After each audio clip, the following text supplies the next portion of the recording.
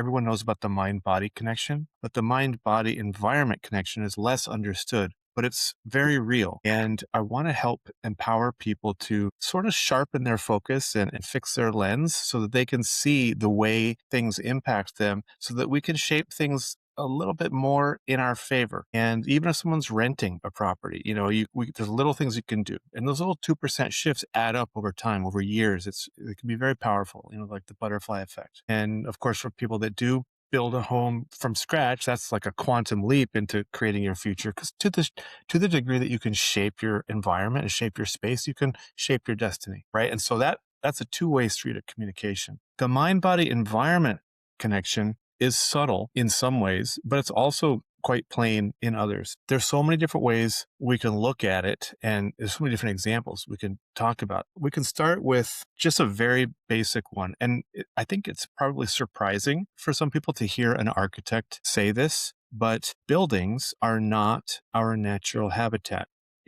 No matter how beautiful your space is, you could live in a palace, but from the perspective of the human organism, it's a foreign environment. And Mm, therefore, it's going to elicit at some level a subtle or a dramatic stress response.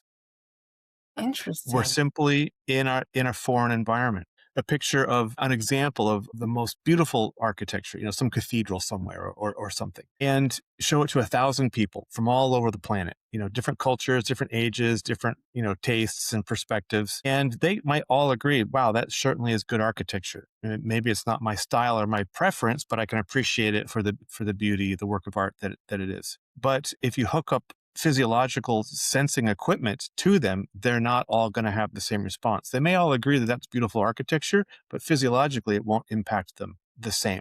Whereas if you take a scene of green growing things, a meadow or a forest or some nature scene, those same 1,000 people, they may say, oh, I prefer a beach or I prefer mountains. They may have individual preferences for the type of landscapes that they like and gravitate to. Nevertheless, all 1,000 of them, assuming they're healthy, well-adjusted people, are going to have a similar physiological response, which is the alpha waves in the brain slow and not as much spike. And so there's a calming of the mind. Our breath rate will become more deep. We typically breathe fairly shallow. We don't take full deep breaths, but we will breathe more deeply upon seeing the nature scene. And we achieve a resting heart rate more quickly and easily. And that's going to slow the heart rate and reduce blood pressure and lower our stress response. And so I encourage people, and this happens automatically. It's subconscious. It just happens. It's your environment playing an influence on you, whether you're aware of it or not. And so what I say is, look, let's try to bring nature into the home.